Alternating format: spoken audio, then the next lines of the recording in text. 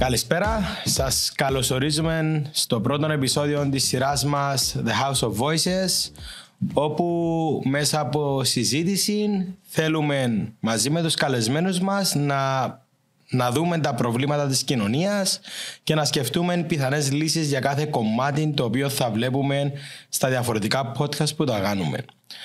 Είμαι ο Βασίλης Σαβίδης, μαζί μου η Αντωνία Φράγκου.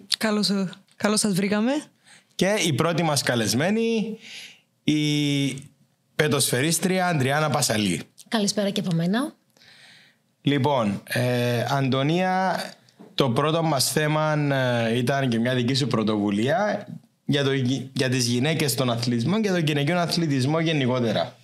Μάλιστα. Γενικά το πρώτο μου θέμα θα ήθελα να είχε να κάνει κάτι με γυναίκες. Ουσιαστικά θεωρώ ότι δυστυχώς ή ευτυχώς στην Κύπρο είμαστε λίγο πίσω σε κάποια κομμάτια, πόσο μάλλον στο γυναικείο αθλητισμό.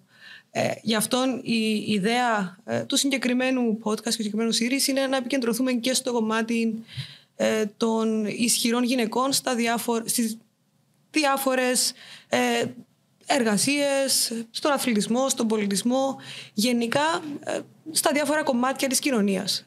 Γι' αυτόν είμαστε όλοι σήμερα εδώ.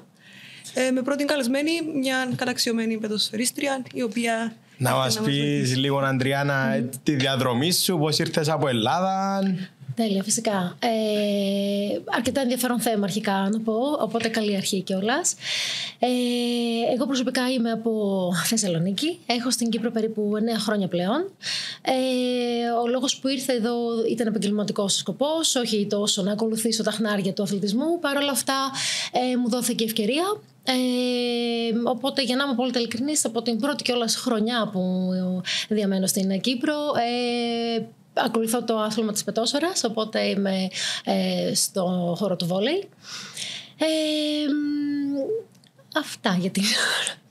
Γιατί στην Κύπρο. Γιατί στην Κύπρο. Για να είμαι ειλικρινής, μου δόθηκε η ευκαιρία επαγγελματικά, οπότε ήταν για ένα χρόνο η πρόταση που είχα. Άσχετα που τελικά αυτός ο χρόνος ποτέ δεν είναι χρόνος και εξελίσσεται σε περισσότερα έτη. Όσον αφορά το κομμάτι του βόλεϊ, μπορώ να σας πω ότι είναι αρκετά διαφορετικά τα πράγματα στην Κύπρο. Χωρίς αυτό να σημαίνει φυσικά ότι το λέω με αρνητικό σκοπό. Εγώ αυτό που βλέπω στην Κύπρο είναι ότι το γυναικείο βόλεϊ το στηρίζουμε αρκετά. Βλέπω πολύ μεγάλη προσπάθεια, βλέπω ομάδες να αναπτύσσονται συνέχεια, βλέπω να υποστηρίζουν Κύπριες παίκτριες που θεωρώ ότι είναι και το πιο σημαντικό. Σίγουρα το να ενισχύσεις μια ομάδα με ξένους αθλητές είναι ένα πολύ καλό support, αλλά το να δημιουργήσεις μια ομάδα στην οποία εξελίσσεις μικρότερες παίκτριες και πιο νεαρές είναι νομίζω και το νόημα. Δηλαδή η Κύπρος να βγάλει έτσι, όσες περισσότερες δυνατές παίκτριες γίνεται.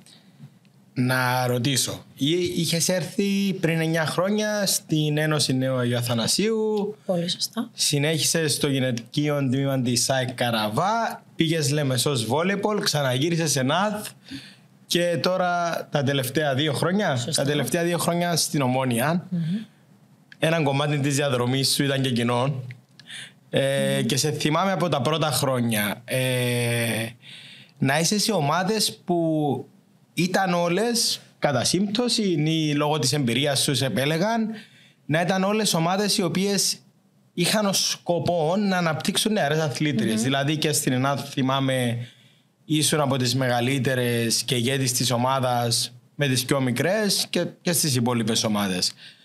Τι θεωρείς, βλέποντας το βόλεϊ πλέον από μια άλλη σκοπιά, δηλαδή νομίζω ότι τουλάχιστον μια 20 ετία που είσαι στο άθλημα, τι θεωρείς ότι η Κύπρια αθλήτρια πρέπει να κάνει καλύτερα για να αναπτυχθεί περισσότερο και να δούμε και άλλες περιπτώσεις, π.χ. όπως η Κατερίνα Τζακχαίου που πριν λίγες μέρες κατέκτησε το πανευρωπαϊκό με την ομάδα της και μας έκαμε πραγματικά πολύ περήφανους. Και τι θεωρείς ότι θα έπρεπε να κάνουν οι ομάδες για να δώσουν μια έξτρα όθηση στις Κύπριες παίχτριες? Επειδή το έχεις δει να γίνεται εδώ και πολλά χρόνια, νομίζω ότι είσαι κατάλληλη να μας απαντήσεις. Σωστά. Λοιπόν, αρχικά να πω ότι λίγο πολύ αυτό που πρέπει να έχει μέσα το ένας αθλητής για να υποστηρίξει το οποιοδήποτε άθλημα και είναι αυτό, είναι η πειθαρχία. Είναι πολύ σημαντικό, πάρα πολύ σημαντικό, να είσαι ένας πειθαρχημένος αθλητής. Άνθρωπος το πω πρώτα και μετά αθλητής. Αλλά στον αθλητισμό, ειδικά σε ομαδικά αθλήματα, τα οποία εκ των πραγμάτων επηρεάζεις και τους συναθλητές σου, είναι πάρα πολύ σημαντικό να τηρείς κάποια βασικά. Οπότε σίγουρα η πειθαρχία είναι από τα πρώτα που θα έλεγα εγώ. Θέλει σίγουρα οργάνωση, δηλαδή όλοι μας έχουμε ένα πολύ απαιτητικό πρόγραμμα, οπότε το να καταφέρεις μες στην ημέρα σου να διανέμεις τον χρόνο σου έτσι ώστε στο τέλος να κάνεις και το άθλημα που αγαπάς, απαιτεί σίγουρα και έναν πολύ καλό προγραμματισμό.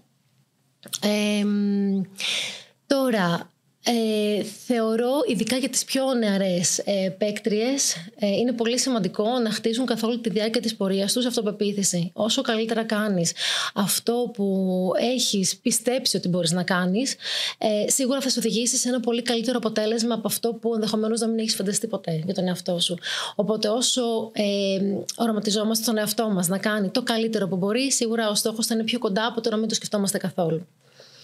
Δηλαδή θα σε ενδιέφερε το κομμάτι της προπονητικής? Για να είμαι απόλυτα ειλικρινής, δεν είναι κάτι που το έχω σκεφτεί να το ακολουθήσω σοβαρά. Έχω επιλέξει έναν επαγγελματικό δρόμο ο οποίος είναι κάπως διαφορετικός.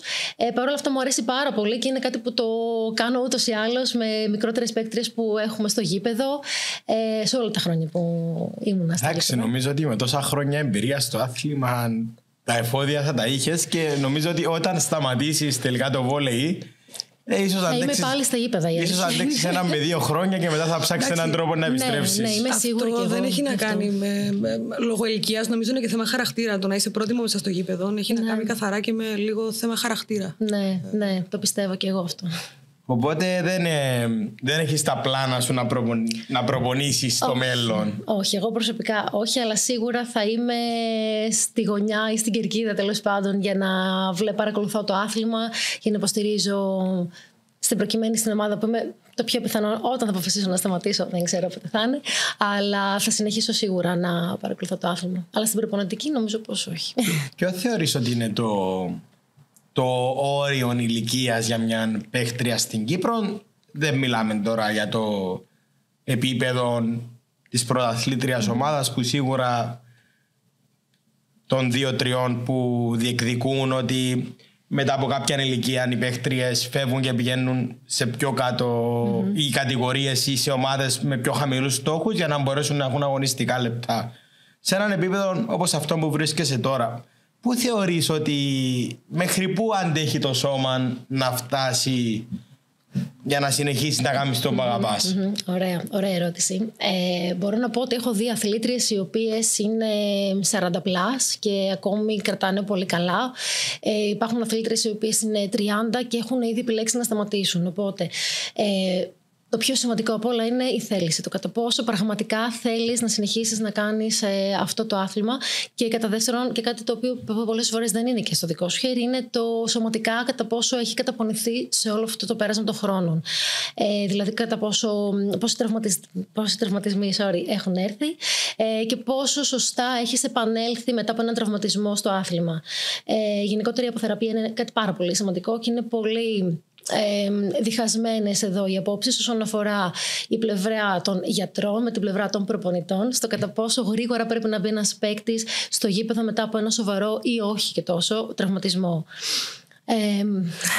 Ο γιατρός θέλει να διαβεβαιώσει ότι όσο πιο πολύ γίνεται να μείνει εκτός, για να κάνει τη δουλειά του και να διαβεβαιώσει ότι η αποθεραπεία θα είναι σωστή, αλλά ο προπονητής, ειδικά όταν είσαι μέλος στην ομάδα και στη βασική εξάδα ή στο rotation, σε θέλει το καλύτερο δυνατό. Ναι, σε θέλει. Σίγουρα, πάντα. Οπότε ο συνδυασμός αυτών των δύο, δηλαδή κάτι ενδιάμεσα σε αυτό που λέει ο γιατρός ή φυσιοθεραπευτής και αυτό που λέει ο προπονητής, κάπου εκεί μέσα βρίσκεται ο σωστός χρόνος από θεραπείας. Ακριβώς. Τώρα, για να επανέλθω στην ερώτηση, η αλήθεια είναι πως δεν θα μπορούσα να ορίσω ακριβώς το όριο ηλικίας. Όμως, πραγματικά, όπως για παράδειγμα, φέτος έχουμε δει μία ομάδα όπου είναι ο Γκούρης Ερήμης, που απαρτίζεται από κοπέλες που είναι κάπως μεγαλύτερες ηλικιακά. Αν συγκρίνουμε, για παράδειγμα, την δική μας ομάδα, που η πλήση των περιπτώσεων είναι από 14 μέχρι και 20, με κάποιες εξαιρέσεις τέλος πάντων. Γενικότερα, ναι, η Ομόνοια είναι μια ομάδα που απαρτίζεται από πολύ νεαρές παίκτριες και έχω να πω ότι όλες είναι απίστευτα ικανές και πιστεύω απόλυτα στην κάθε μία ξεχωριστά και τους το λέω συνέχεια. Αλλά ναι, για παράδειγμα, ο Γκούρης Ερήμης είναι μια ομάδα που απαρτίζεται από μεγαλύτερες και πιο έμπειρες κοπέλες, οι οποίες έχουν παίξει πολλά χρόνια σε Α κατηγορία. Γι' αυτό και φέτος έχουν κάνει μακράν τη διαφορά. Και συγχαρητήρια κιόλας. Συγχαρητήρια κοπέλες. Undisputed. Δηλαδή. Εκεί μέτρησε εμπειρία. Ακριβώς. Και όμως όχι μόνο εμπειρία. Αν το καλοσκεφτούμε, αν δεν θέλαν, αν δεν είχαν όλη αυτή την πειθαρχία μέσα τους, όπου όταν είσαι εργαζόμενη γυναίκα, όταν έχεις να ανταπεξέλθεις, και ξέρω ότι κάποιες από τις κοπέλες είναι και μητέρες. Οπότε φαντάζομαι πόσο δύσκολο λοιπόν είναι να προγραμματίσεις έτσι την ημέρα σου, στο τέλος της ημέρας να αφιερώσεις χρόνο και στο άθλημα που έχεις επιλέξει εσύ να κάνεις. Και να το κάνεις και καλά. Μου έδωσες τώρα μια μπάσα. Δεν δυσκολεύει το πράγμα ότι στην Κύπρο είναι ημιεπαγγελματικό ο αθλητισμός γενικά, ειδικά για τις γυναίκες?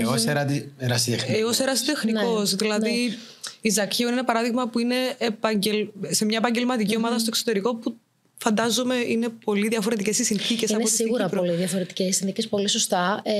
Γενικότερα η πορεία της Κατερίνας Ζακχαίου ήταν και συνεχίζει να είναι αξιοσημείωτη. Είχε θέσει και πολύ γερές βάσεις από την αρχή της καριέρας της, όπως και να έχει. Σίγουρα όταν έχεις ένα κίνητρο, όχι μόνο που να πηγάζει από μέσα σου και να έχει να κάνει με την δική σου προσωπική ανέλυξη, αλλά το να έχεις το κίνητρο, μια ομάδα να σε ενισχύει παρέχοντάς σου είτε κάποιο μισθό είτε κάποιες παροχές, τέλος πάντων, σίγουρα αποτελεί ένα κίνητρο παραπάνω στο να είσαι πιο αφοσιωμένος. Ειδικά πόσο μάλλον σε κατηγορίες οι οποίες είναι Β ή Γ anyway, εκεί σίγουρα χρειάζεται ένα κίνητρο παραπάνω ώστε να μπορέσει μια ομάδα να ανέβει πιο οργανωμένα, πιο σωστά και πιο πειθαρχημένα. Πάλι θα πω. Ναι, η πειθαρχία στον Κύπριον αθλητή θεωρώ ότι είναι ένα από τα σημαντικότερα, γιατί οι ευκαιρίες είναι λίγες. Και εξωγενείς παράγοντες πάρα πολύ. Ναι. Στο βόλεϊ ίσως είναι περισσότερες ευκαιρίες, αλλά γενικά στον αθλητισμό οι ευκαιρίες είναι λίγες.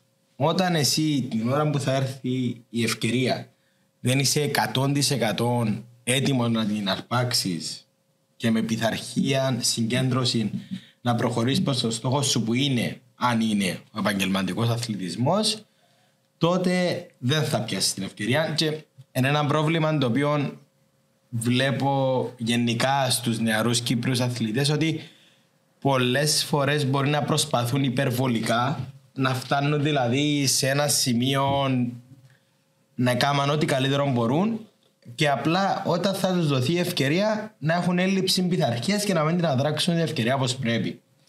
Είναι όντως έλλειψη πειθαρχίας? Είναι γενικά το σύστημα? Γιατί θεωρώ ότι το ταλέντο υπάρχει και συγκριτικά και με άλλες χώρες ακόμη. Είναι έλλειψη πειθαρχίας, αλλά με ευθύνη όχι μόνο του παίχτη. Δηλαδή όταν ένας παίχτης, για παράδειγμα στο πρωτάθλημα βόλεϊ της Ιταλίας, μια παίχτρια για την προκειμένη περίπτωση, στα 16-17 της ανεβεί στην πρώτη ομάδα και ξεκινήσει να ταξιδεύει, να προπονείται, να παίζει με την πρώτη ομάδα, της παρέχεται θέση στο κάμπ για να μείνει, της παρέχονται τα έξοδα της, τα μεταφορικά, η διατροφή της, παρέχεται μισθός, διευκολύνσεις στην οικογένεια.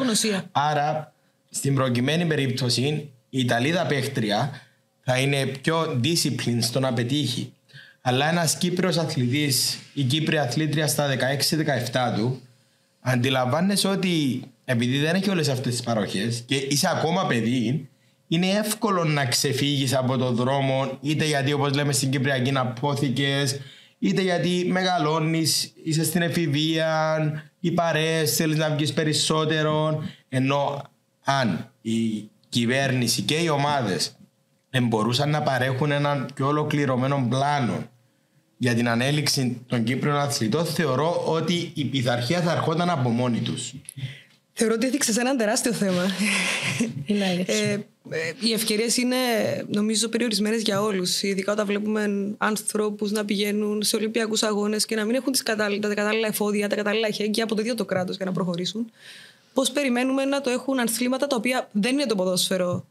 Γιατί στην Κύπρο, όταν λέμε ασχολούμαι με τον αθλητισμό, εννοούμε το ποδόσφαιρο πρώτης κατηγορίας ανδρών. Τέλος. Δεν υπάρχει τίποτα άλλο στο. Υπάρχουν και δύο ομάδες στο γυναικείο βόλεϊ που είναι επαγγελματικές και ανάμιση στους άντρες. Ναι, και δύο ομάδες στο μπάσκετ, αλλά γενικά, κατά γενική νομολογία, όταν μιλάμε για επαγγελματικό αθλητισμό, είναι το ποδόσφαιρο ανδρών. Άρα είναι θέμα νοοτροπίας, είναι θέμα να βάλουμε τον αθλητισμό στη ζωή μας παραπάνω. Γιατί θεωρώ ότι τον έχουμε.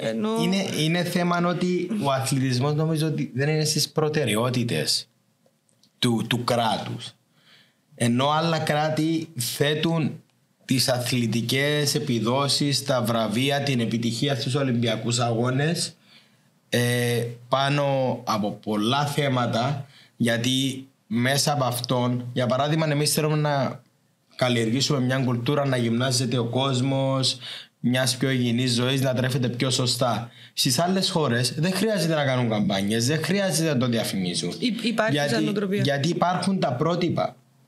Για παράδειγμα, υπάρχει στην Αμερική ο LeBron James, ας πούμε, που είναι 37-38 πόσον είναι και αγωνίζεται στο top επίπεδο και είναι σε μια φυσική κατάσταση απίστευτη που ελάχιστοι 38 χρόνια θα μπορούσαν να είναι. Άρα το μωρό στην Αμερική βλέπει ποιο είναι το επίπεδο, βλέπει ποιο είναι το entry level για να μπει στις επαγγελματικές κατηγορίες. Έτσι αναγκαστικά θα δουλέψει όπως δουλεύουν οι υπόλοιποι. Στην Κύπρο δυστυχώς δεν έχουμε παραδείγματα αθλητών που έφτασαν και παρέμειναν στο top επίπεδο. Έγινε στο τένις με τον Μάρκο Μπαγδατίνη, βάλαμε τόσα μωρά μες στο τένις. Παίζαν τόσα παιδιά τένις. Έγινε στο Στίβο με άλλους αθλητές όπως ο Κυριάκος ο Ιωάννου. Με τον Κυριάκο Ιωάννου, με την αρτήματα. Μετά ο Κοντίδης που έπιασε το μοναδικό μετάλλιο στους Ολυμπιακούς. Ο Μίλαν Τράικοβιτς τώρα. Υπάρχουν, απλά νιώθω ότι δεν το στηρίζει και το ίδιο το κράτος για να. Είναι ελάχιστα και χωρίς στήριξη. Δηλαδή οι προαναφερθέντες αθλητές δεν τους βοήθησε κανένας να φτάσουν στο επίπεδο που βρίσκονται ή που ευρεθήκα. Ο Μάρκος Μπαγδατής εκοιμόταν μέσα σε κούτες όταν πήγαινε. Πόσο μάλλον στα ομαδικά αθλήματα που είναι πιο δύσκολο να φάνει η επιτυχία. Χρειάζεται χρόνος και χρειάζεται υποδομή. Άρα νιώθω ότι δεν κάνουμε αυτή την επένδυση. Είναι αλήθεια αυτό και μερικές φορές παρατηρήσω ότι πολλές παίκτριες καθώς ανεβαίνουν, όταν δεν υπάρχει στήριξη από την ομάδα, από τους παράγοντες της ομάδας, βλέπεις ότι αρχίζει η προσοχή λίγο να χάνεται από τον αθλητή. Ειδικά όσο είναι και πιο νεαρές, είναι πολύ εύκολο να μην νιώθουν όλο αυτό το κίνητρο που λέγαμε πριν, που δεν χρειάζεται απαραίτητα να είναι πάντα οικονομικό, αλλά χρειάζεται ειδικά στα ομαδικά αθλήματα να είναι το κίνητρο που παίρνει η μία αθλήτρια από την άλλη. Οπότε είναι κάτι που παρατηρείται γενικά. Πράγματι θεωρώ ότι, επειδή πριν έθεσες μια ερώτηση, πώς μπορούν και οι ομάδες να βοηθήσουν τους αθλητές. Η αλήθεια είναι πως στα πρώτα βήματα, ειδικά ενός αθλητή, είναι πάρα πολύ σημαντικό οι προπονητές να εστιάσουν πολύ στο κομμάτι της πειθαρχίας. Επιμένω εγώ σε αυτό, γιατί έτυχε να συνεργαστώ με έναν προπονητή, όπου ο Βασίλης τον γνωρίζει πολύ καλά, ο οποίος εστίαζε πάρα πολύ πάντοτε στο κομμάτι της πειθαρχίας και ενδεχομένως μερικές φορές και σε υπερβολικό βαθμό, της τιμωρίας δηλαδή. Αλλά ξέρεις, αν είσαι ένας ακερός χαρακτήρας και κάνεις το τέλος της ημέρας την αυτοκριτική σου, συνειδητοποιείς ότι το κάθε τι έχει τη σημασία του. Και η αλήθεια είναι ότι εγώ μέχρι και σήμερα μπορώ να σου πω ότι τον προπονητή μου, στην προκειμένη περίπτωση, που είμαι σε μια ομάδα που εκτός από τις νεαρές παίκτριες που έχουμε και έναν πολύ νεαρό προπονητή, ο οποίος είναι εξαιρετικό προπονητή. Συμφωνώ απόλυτα όμως. Τι ηλικία είναι περίπου, δηλαδή? 21-22. Είναι ο Παναγιώτης Παναγιώτου. Ναι. Εγώ πραγματικά τον στηρίζω απόλυτα. Μάλιστα, θυμάμαι στην αρχή της χρονιάς, όταν με πήρε τηλέφωνο και μου ανέφερε τους στόχους του για τη φετινή σεζόν, εγώ ήμουν απόλυτα σίγουρη ότι αν μη τι άλλο, φέτος θα φανούμε. Δηλαδή, ήξερα για κάποιο λόγο ότι αυτός ο άνθρωπος θα κάνει το καταδύναμη για να σταθεί επάξια στο επίπεδο και όχι μόνο. Και χωρίς μεγάλες αλλαγές στο ρόστερ, η αγωνιστική διαφορά, εγώ που βλέπω τα παιχνίδια σας, ήταν πραγματικά τεράστια. Και αξίζει να το πιστωθεί ένας νέος προπονητής. Ναι. Και η ομάδα αξίζει να τον στηρίξει. Ναι, γιατί πράγματι. Ο νεαρός παίκτης, ο νεαρός Κύπριος προπονητής πρέπει να στηρίζεται, να του δοθούν οι ευκαιρίες και να μην τον αλλάζουμε με την πρώτη ευκαιρία. Συμφωνώ απόλυτα. Το βρίσκω παράξενο γιατί γενικά σαν κοινωνία δεν στηρίζουμε τους πιο νεαρούς. Ναι, σε οποιοδήποτε επάγγελμα. Και μπράβο στην Ομόνοια. Πραγματικά. Έχεις απόλυτα. Όταν έμαθα ότι θα ήταν ο Παναγιώτης, τον οποίο γνωρίζω προσωπικά, όταν ασχολούμαι με προπονητική, υπήρξε και παίκτης μου. Όταν του δόθηκε η ευκαιρία, εντάξει, μιλήσαμε, είπαμε κάποια πράγματα. Η Ανδριάννα τα ξέρει, ήταν η πρώτη του χρονιά. Θα γίνουν λάθη. Σε μια νέα δουλειά να πάει και να είσαι ο καλύτερος του κόσμου, λάθη να κάνεις. Τούτο που είπατε, μπράβο τους που σου δώκαν την ευκαιρία. Ναι, και κάθε χρόνο που θα ανανεώνεται, όχι μόνο ο Παναγιώτης στην Ομόνοια, αλλά υπάρχει και στη Λεμεσόν ο Τόνιο Κιωτατής, ο οποίος είναι 26 στα 27 και είναι στην πρώτη κατηγορία. Γενικά βλέπουμε ότι τον Κύπρο προπονητή ξεκινήσαμε λίγο να του δίνουμε, τον νεαρό προπονητή, να του δίνουμε περισσότερες ευκαιρίες, δείχνουν τα αποτελέσματα τους. Καλό θα ήταν και οι ομάδες τους και άλλες ομάδες να στηρίξουν περισσότερους Κύπριους προπονητές, γιατί θεωρώ ότι ο Κύπριος προπονητής θα στηρίξει περισσότερο την Κύπρια παίκτρια και έτσι ο αθλητισμός μας θα ξεκινήσει να ρολάρει. Συμφωνώ πάρα πολύ. Τώρα, Αντριάννα, είσαι σε μια ομάδα που νομίζω έτσι 80% είναι παίκτριες κάτω των 20. Ακριβώς. Τι θεωρείς ότι στερούνται από το κράτος και τι θεωρείς ότι εμείς θα μπορούσαμε με τη φωνή μας να διεκδικήσουμε για αυτές τις αθλήτριες για να έχουν πιο πολλές ευκαιρίες και να ανελιχθούν στον αθλητισμό, αλλά και χωρίς την αλέξη να μείνουν στον αθλητισμό, για να γλιτώσουμε που άλλα πράγματα που μπορεί να πέσει η νεολαία μας. Υπάρχουν τα ναρκωτικά, υπάρχουν οι κακές παρέες, έχουμε παρεκκλίναμε. Ναι, υπάρχει κατάθλιψη, ενώ όταν είσαι μέσα σε ένα γήπεδο θα πάρεις κατάθλιψη. Ξέρεις να είσαι πιο δυνατός, οπότε είτε να τους κρατήσει μέσα στον αθλητισμό για να έχουμε μια καλύτερη κοινωνία, γιατί τα μωρά που είναι μέσα στον αθλητισμό είναι οι καλύτεροι άνθρωποι και είδα και εγώ τόσα χρόνια που ασχολούμαι, αλλά και για να μας παράξουν περισσότερους προαθλητές, περισσότερα ταλέντα, περισσότερα αστέρια, για να γίνει μια ανακύκλωση και να έρχονται περισσότερα άτομα στο αθλητισμό. Να ξεκινήσει η αλυσίδα. Ναι. Εγώ νομίζω ότι θα το ξεκινούσε από αλλού. Θα το ξεκινούσε από τους γονείς. Δηλαδή, όσο περισσότεροι γονείς βάζουν τα παιδιά τους στον αθλητισμό, τόσο η κοινωνία αναγκάζεται να μεγαλώσει όλο αυτό. Να μεγαλώσει τα γήπεδα, να αυξήσει τα γήπεδα, να διορθώσει και να βελτιώσει τις υποδομές που είναι πολύ σημαντικές.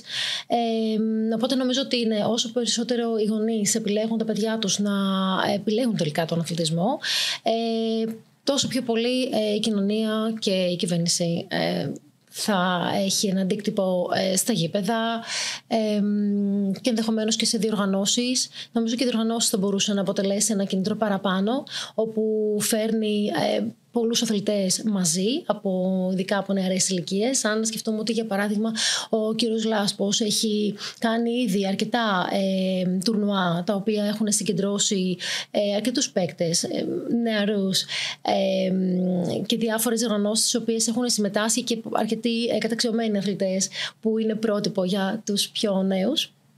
Θεωρώ ότι όλα αυτά αποτελούν το κίνητρο που ψάχνουμε.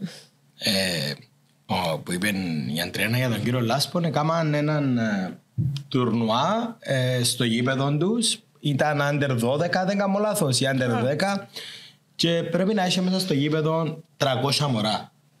Ναι, 300 μωρά κάτω των 12. Για βόλεϊ. Για βόλεϊ, ναι. Εντυπωσιακό. Τούτη η ιδιωτική πρωτοβουλία που ένας άνθρωπος ήθελε να κάνει το πράγμα με προσωπικό κόστος. Με δικά του έξοδα της ομάδας του, σαν πρωτοβουλία της ομάδας. Τούτο θα ήταν καλό η κυβέρνηση να παραδειγματίζεται, το Υπουργείο του Αθλητισμού, ο ΚΟΑ, να παραδειγματίζονται και να βλέπουμε τα καλά που γίνονται από τις ομάδες και να τα αντιγράφουμε. Πολλά συχνά βλέπω ότι η ιδιωτική πρωτοβουλία έρχεται και αναγκάζεται το κράτος να έρθει να βοηθήσει. Χαρακτηριστικά το παράδειγμα που μπορώ να σκεφτώ. Εγώ παίζα για χρόνια μπάσκετ, ήμουν καλαθοσφαιρίστρια. Είναι το 3x3. Ξεκίνησε σαν κάτι πολύ αυθόρμητο από νεαρά άτομα 15-14 χρονών, τα οποία πηγαίνουν σε πάρκα, και τώρα υπάρχει τουρνουά 3x3 από την Κυπριακή Ομοσπονδία Καλαθοσφαίρας. Ενώ έχετε δίκιο απόλυτο σε αυτό που λέτε, γιατί όταν ξεκινήσει και η ίδια ιδιωτική πρωτοβουλία να μπαίνει στις μηχανές, θα έρθει το κράτος με τον έναν τρόπο ή τον άλλον να το συνεχίσει. Η συγκεκριμένη περίπτωση που είπαμε, πρόεδρο ομάδας, ναι, όντως στηρίζει τις Κύπριες παίκτριες. Εντάξει, δεν είναι τυχαίο ότι η ομάδα η οποία στηρίζει τις Κύπριες παίκτριες πέρσι κατέκτησε το κάτω των 14, κάτω των 16 και κάτω των 18. Δηλαδή τα αποτελέσματα στο κάτω-κάτω είναι και ο καθρέφτης. Δηλαδή μπορεί να το κάνεις αυτό για να μην πετυχείς, αλλά να έχεις να περηφανεύεσαι ότι ναι, στηρίζω τις Κύπριες παίκτριες και κρατώ τα μωρά μακριά από τις εξαρτήσεις. Όπως ήταν και το σύνθημα, αγαπώ τη ζωή μακριά από τις εξαρτήσεις, κάτι τέτοιο. Αλλά όταν έρχονται και τα αποτελέσματα, φαίνεται ότι ένα μοντέλο που τελικά το αγνοήσαμε και ίσως να λειτουργεί. Άρα γιατί να μην το αντιγράψουν στο τέλος της ημέρας? Είναι και το κίνητρο και το να νιώθεις ότι είσαι σε ένα γενικό σύνολο, το οποίο έχει τα ίδια, πιστεύω, με σένα. Ενώ είναι πολύ σημαντικό. Είναι μεγάλη ευλογία να ανήκεις σε ένα σύνολο, σε μια ομάδα. Που έχετε τον ίδιο στόχο στο τέλος. Ναι, ακριβώς. Αντρένα, πώς είναι η συνύπαρξη με παίχτρες τις οποίες ίσως είσαι και 20 χρόνια μεγαλύτερη σου? Κοίταξε να δεις. Η αλήθεια είναι ότι είναι εμπειρία. Είναι εμπειρία. Εγώ αυτό που παρατηρώ, γιατί η αλήθεια είναι πως όταν υπάρχει έτσι αρκετά μεγάλη διαφορά, οι διαφορές είναι αρκετά... Είναι εύκολο να τις εντοπίσεις. Γενικότερα παρατηρώ ότι στο αθλητικό κομμάτι τουλάχιστον, ότι ο τρόπος και η μέθοδος που ακολουθούσαν οι προπονητές που ήμουνα στην ηλικία των συγκεκριμένων κοριτσιών, είναι κάπως διαφορετικά τα πράγματα πλέον. Κάνουμε skip αρκετά πράγματα. Οπότε έχω μπει σε αυτή τη διαδικασία να παρατηρώ λίγο πολύ τις διαφορές. Ναι, είναι ιδιαίτερο πολύ, όμως η αλήθεια είναι ότι εγώ τις πιστεύω, το τονίζω συνέχεια, θέλω να έχουν μέσα τους όλη την αυτοπεποίθηση. Η αλήθεια είναι ότι σε κάθε έναρξη παιχνιδιού δεν σταματάω να το λέω, ότι πάμε με αυτοπεποίθηση και να γουστάρουμε αυτό που κάνουμε. Γιατί η αλήθεια είναι πως αν δεν έχεις αυτοπεποίθηση και ο καλύτερος παίκτης να είσαι και δεν το πιστεύεις εσύ ο ίδιος, δεν θα πάει και πολύ μακριά. Ενώ αν πιστεύεις σε σένα, και πολύ καλός να μην είσαι, τουλάχιστον έχεις έναν στόχο ο οποίος είναι πιο ψηλά. Οπότε το να βλέπεις ψηλά είναι σαν να ανεβαίνεις στο σκηνή και πού θα πάει, θα το φτάσεις. Ενώ αν δεν βλέπεις. Ακριβώς έτσι. Ναι, είναι εμπειρία, Βασίλη μου. Είσαι λίγο σαν τη μάμα της ομάδας, να φανταστώ ότι οι συμβουλές... Θα σου πω, δεν έχω ακριβώς τη φιγούρα αυτή, η αλήθεια είναι. Πιο πολύ νομίζω... Επειδή μικροδείχνεις. Λες να είναι αυτό. Ευχαριστώ για το σχόλιο. Θεωρώ όμως ότι υπάρχει εμπιστοσύνη. Δηλαδή, και εγώ ως παίκτρια, επειδή στην πορεία των χρόνων και εγώ έχω χτίσει κάποια στοιχεία του χαρακτήρα μου, τα οποία πλέον μπορώ να τα ελέγχω καλύτερα. Εντάξει, ίσως είναι και η κατηγορία τέτοια που μπορώ πραγματικά να βλέπω, να παρατηρώ καλύτερα και το γήπεδο και τις συμπαικτριές μου και τις αντίπαλες. Οπότε ναι, αυτά είναι στοιχεία που ενδεχομένως οι συμπαικτριές μου πιθανόν και να κρατάνε από μένα. Οκ. Αντωνία, εσύ σαν γυναίκα που ήσουν στον αθλητισμό, τι θα ήθελες να ρωτήσεις μια ενεργή παίκτρια? Εντάξει, να σου πω, επειδή είναι διαφορετικά τα αθλήματα, θεωρώ ότι εγώ ήμουν σε ένα πιο ανδροκρατούμενο άθλημα. Το βόλεϊ το κατακτήσαν οι γυναίκες τα τελευταία χρόνια, αλήθεια. Γενικά στην Κύπρο υπάρχει πεποίθηση ότι το βόλεϊ είναι περισσότερο για τις γυναίκες, ενώ το ποδόσφαιρο, η καλαθόσφαιρα είναι παραπάνω για τους άντρες. Γι' αυτό ενδεχομένως, αυτό ήθελα να ρωτήσω πριν. Θεωρείς ότι δίνονται ευκαιρίες στις Κύπριες παίχτριες λόγω ενός στερεοτύπου? Λόγω του αθλήματος που θεωρείται ότι είναι γυναικοκρατούμενο? Για να είμαι απόλυτα ειλικρινής, δεν θεωρώ απαραίτητα ότι το βόλεϊ είναι ότι ανήκει σε αυτήν την κατηγορία. Εγώ βλέπω, ειδικά τα τελευταία χρόνια και τα όσα χρόνια τουλάχιστον είμαι εδώ, βλέπω να δίνονται ευκαιρίες. Οπότε δεν ξέρω πώς ήταν τα παλαιότερα χρόνια, αλλά εγώ αυτή τη στιγμή βλέπω μια. Εντάξει, όχι ακριβώς ισορροπία, θεωρώντας ότι το γυναικείο βόλεϊ ακούγεται λίγο παραπάνω στην Κύπρο. Ναι. Πραγματικά. Ενώ νομίζω στην Ελλάδα θα ισχύει και το αντίθετο.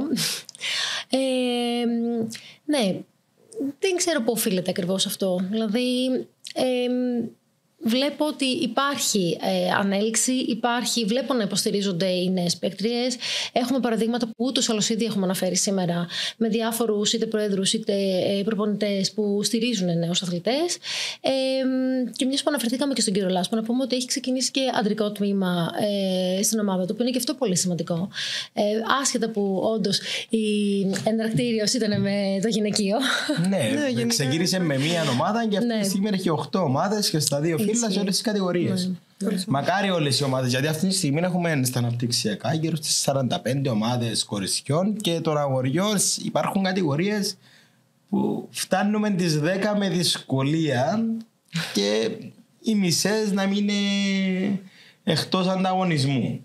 Άρα είναι πολύ αντίθετο από άλλα αθλήματα. Ναι. Στην Κύπρο έχουμε τη μανία του ποδοσφαίρου. Νομίζω ότι φταίει πάρα πολύ, ναι. Πάρα πολύ. Αλλά φταίει και ότι τα αθλήματα τα υπόλοιπα δεν τα υπολογίζουμε στην Κύπρο. Δεν έχει να κάνει με γυναικείων αντρικών. Δεν τα υπολογίζουμε. Ένα παράδειγμα. Την προηγούμενη χρονιά, δεν θυμάμαι ακριβώς το μήνα, με κάλεσε, ήμουν στατιστικολόγος βόλεϊ, με κάλεσε η Εθνική Κύπρου για τα παιχνίδια με την Ουγγαρία, που θα επέζεται η πρόκριση στον τελικό του Silver Link. Ήταν ήδη η καλύτερη πορεία που έκαμε η Κυπριακή Εθνική Ομάδα, μόνο και μόνο που φτάσαμε στον ημιτελικό να παίζουμε με την Ουγγαρία. Έρχονται οι Ούγγροι στην Κύπρο, μιλούμε με τα άστρα εμείς, τους κερδίζουμε 3-1. Έναν αποτέλεσμα πραγματικά λες και κέρδισε νικαντή τη Ρεάλ Μαδρίτης 5-0. Πραγματικά, λες και κέρδισε η ΑΕΣ Ζακακίου το ΑΠΟΕΛ 5-0. Πραγματικά, και σβηστά. Οπότε ήταν μια τεράστια επιτυχία. Και εντάξει, θα αναγράφεται κάπου το όνομα μου. Εν το έψαχνα γιατί ήθελα να δω το όνομα μου και να νιώσω περήφανος. Γενικά να το μάθαινε το σύνολο. Αλλά δεν ευρέθηκε ένα site, μια εφημερίδα ή οποιοσδήποτε να γράψει έστω έναν Κύπρος-Ουγγαρία Εθνική Ανδρών 3-1. Κανένας. Αντριάννα, εσύ ξέρεις ότι κερδίσαμε την Ουγγαρία 3-1? Ντροπή που θα το πω, αλλά όχι. Ναι, και είσαι μέσα στον χώρο του. Ναι, δηλαδή όταν υπάρχουν τέτοιες επιτυχίες. Να ρωτήσω τώρα και εγώ κάτι από την πλευρά μου. Πού πιστεύετε ότι οφείλεται αυτό? Οφείλεται στο ότι δημοσιογραφικά θεωρώ δεν υπάρχουν κλικς για το βόλεϊ.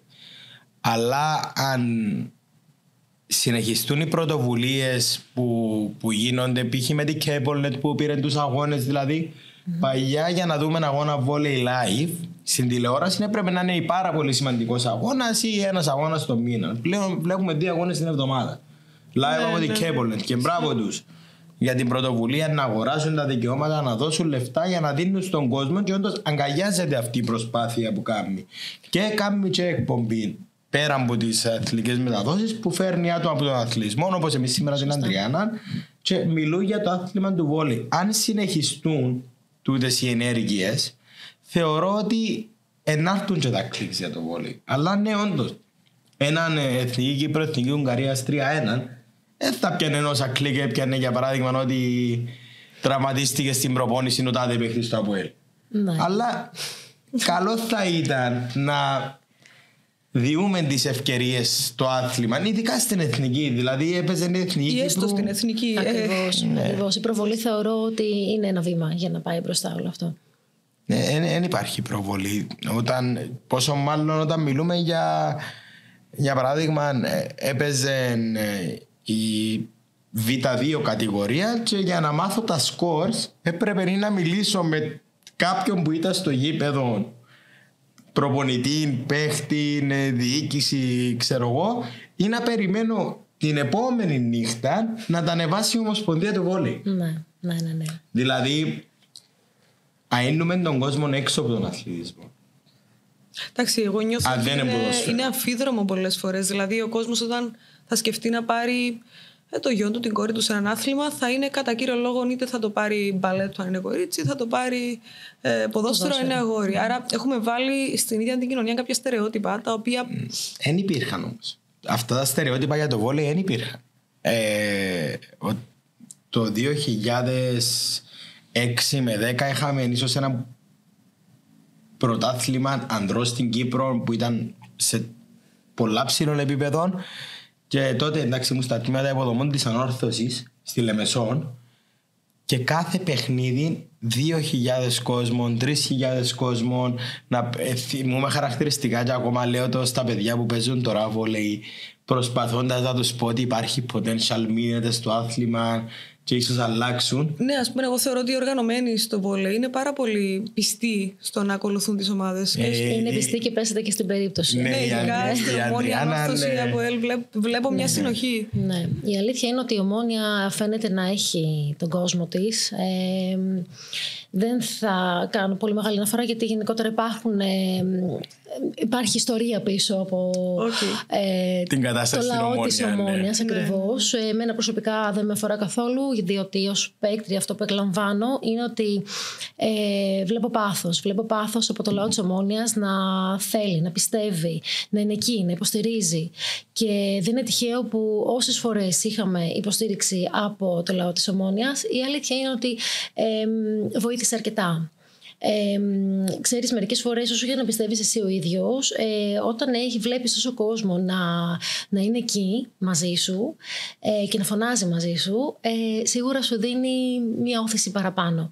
Χαρακτηριστικά, και μάλιστα ήταν και μερικά παιχνίδια τα οποία ήταν και live streaming, το οποίο βοήθησε πάρα πολύ από την Ομόνια 24, το οποίο βοήθησε πάρα πολύ να παρακολουθήσουν το παιχνίδι και άνθρωποι οι οποίοι δεν είναι δηλαδή δικοί μου συγγενείς από Ελλάδα και όχι μόνο δικοί μου και άλλων παικτριών που δεν μένουν στην Κύπρο.